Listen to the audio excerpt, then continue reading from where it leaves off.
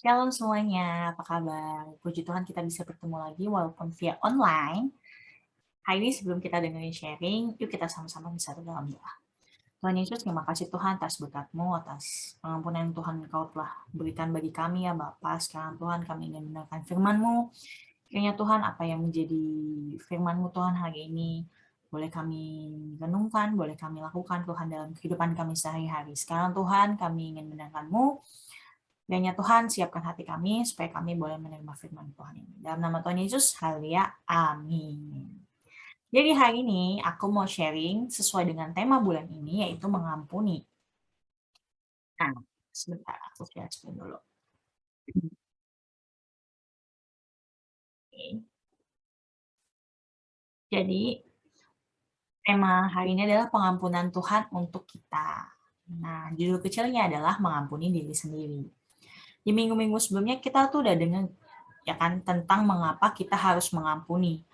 Kenapa sih Kak Vita udah sharing nih kalau kita harus mengampuni karena Tuhan sudah mengampuni kita lebih dulu, teman-teman.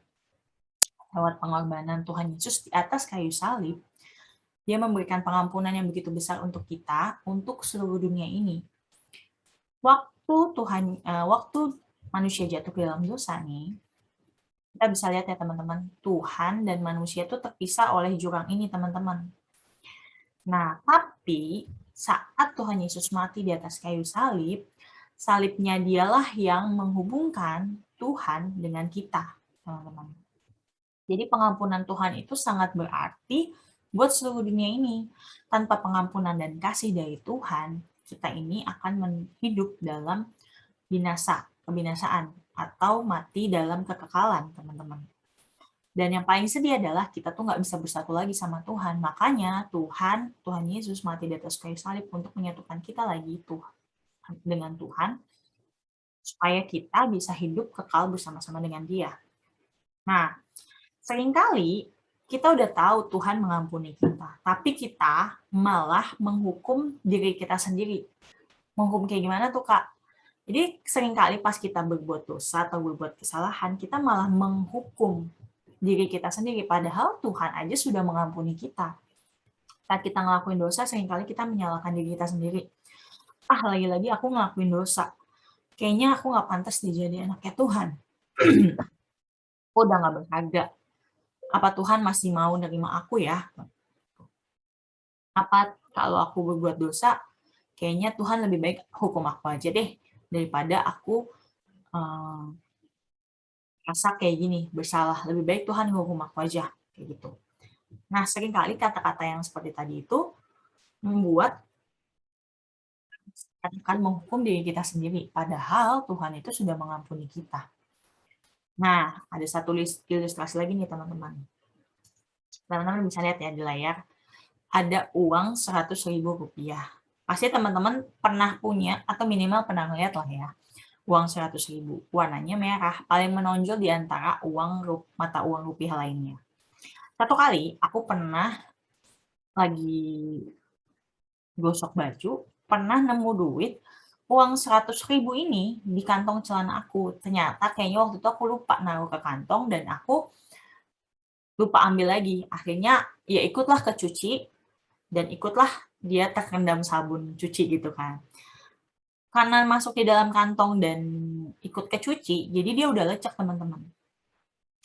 Udah kelecek karena kelipet. Terus kira-kira apa sih yang aku bakal lakuin dengan uang 100.000 ini? Kira-kira aku buang nggak sih teman-teman? Tentu aja nggak akan aku buang lah, karena masih uang 100.000 teman-teman. 100.000 itu kan pecahan tertinggi ya di dalam mata uang rupiah kita, jadi nilainya tuh paling besar. Nah, sekalipun duit ini nggak ikut kecuci, mungkin kalau kecuci kan konotasinya ya dibersihin gitu kan. Nah, coba kalau misalnya kita nemu duit di jalan, nemu duit 100.000 ini di jalan, udah kena comberan, kena hujan, tapi kita nemu duit 100.000, apakah duit ini juga kita buang? Enggak lah, tentu kita akan rapiin lagi, kita ambil dan kita rapiin, kita gosok, kita bersihin gitu kan. Biar bisa kita langsung pakai. Kenapa? Duit itu walaupun sudah jatuh, nilainya tetap 100.000 teman-teman. Begitu juga diri kita. Waktu kita pernah jatuh dalam dosa, bukan berarti nilai diri di dalam diri kita itu turun. Bukan artinya karena kita pernah jatuh dalam dosa, Nesya udah bukan apa-apa, Nesya bukan siapa-siapa. Kenapa nih?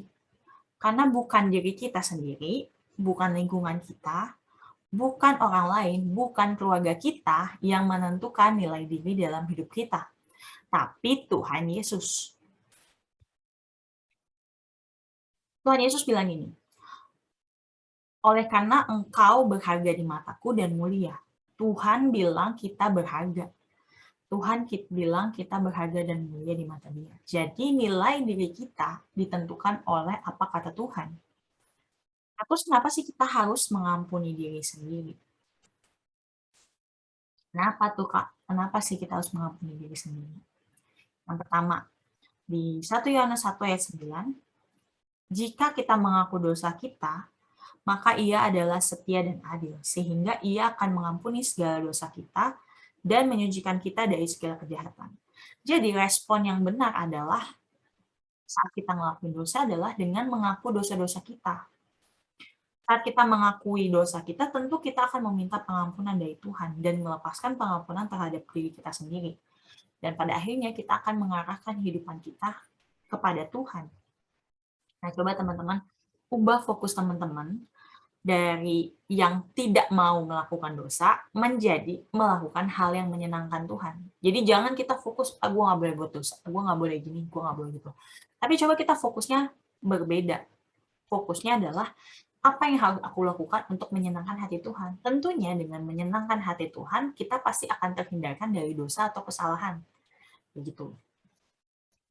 Nah, jadi mengampuni diri sendiri itu sama saja dengan mengakui dosa kita di hadapan Tuhan. Dan kita sebagai manusia yang sudah diampuni tentunya harus mengampuni diri sendiri. Begitu. Nah, kalau kita nggak mengampuni diri sendiri, gimana sih tuh, Kak? Ada konsekuensinya, teman-teman. Ada resiko yang kita harus tanggung. Kenapa? Karena kalau kita nggak mengampuni diri sendiri, hal ini bisa membawa kita kepada hal yang salah, berujung hal yang salah. Berapa banyak akhir-akhir ini kita mendengar berita tentang bunuh diri baik di Indonesia ataupun di luar negeri.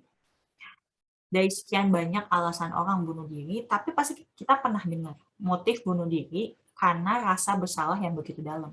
Jadi mereka melakukan kesalahan, melakukan sesuatu yang menurut mereka nih fatal atau akibatnya sangat bikin mereka depresi sampai mereka tidak bisa memaafkan diri sendiri. Dan pada akhirnya setelah mereka melakukan kesalahan itu dan tidak memaafkan dirinya sendiri, tidak menerima pengampunan daripada Tuhan, berujunglah mereka untuk mengakhiri hidupnya sendiri. Nah, di Alkitab tuh ada 2 contoh respon terhadap kesalahan yang mereka buat loh, teman-teman. Teman-teman pasti tahu ya, Yudas Iskariot dan Simon Petrus, 2 murid Tuhan yang terkenal nih di dalam Alkitab. Dua-duanya ini pernah melakukan kesalahan, teman-teman, yaitu menyangkal Tuhan walaupun case-nya berbeda. Ya, kalau Yudas Iskariot dia menyangkal Tuhan dengan cara menjual Tuhannya, menjual Tuhan Yesus kepada orang yang ingin menangkap Tuhan Yesus. Nah, sedangkan Simon Petrus menyangkal dengan cara bilang dia nggak kenal sama Tuhan Yesus saat orang tanya. Tapi kalau kita lihat dari ending dari cerita ini, teman-teman, ada hal yang menarik. Mereka berdua sama-sama melakukan hal kesalahan ya. Sama-sama menyangkal Tuhan dalam tanda kutip. Yang satu jual Tuhannya, yang satu bilang nggak kenal sama Tuhan Yesus. Tapi endingnya beda, teman-teman. Teman-teman pasti tahu lah, Yudas Iskariot itu endingnya dia gantung diri. Karena apa? Karena dia ngerasa bersalah dan tidak mengampuni dirinya sendiri, tidak menerima pengampunan dari Tuhan. Sedangkan Petrus mengakui kesalahannya dan meminta ampun kepada Tuhan sehingga dia dipakai menjadi rasul yang hebat dan banyak orang bertobat karena pelayanan Simon Petrus. Banyak orang yang mengenal Tuhan Yesus lewat pelayanan Simon Petrus. Jadi kalau dilihat dari 2 cerita ini, ternyata mengampuni diri sendiri itu penting loh. Dengan mengampuni diri sendiri, kita bisa membuka pintu supaya kita bisa melepaskan pengampunan itu. Pengampunan terhadap diri kita sendiri, pengampunan terhadap orang lain. Jadi, step-nya itu adalah pertama, kita menerima pengampunan daripada Tuhan. kita menerima pengampunan Tuhan itu, kita bisa mengampuni diri kita sendiri. Dan saat kita sudah mengampuni diri kita sendiri, kita akan lebih mudah mengampuni orang lain. Kayak gitu teman-teman. Jadi, sekian sharing hari ini. Semoga memberkati teman-teman. Jangan lupa mengampuni diri sendiri itu penting. Setiap kesalahan yang kita buat, setiap dosa yang kita buat, kita akui di depan Tuhan. Dan kita menerima pengampunan Tuhan, kita pun mengampuni diri kita sendiri, dan kita akan lebih mudah mengampuni orang lain. See you next time. Happy Sunday. Bye-bye.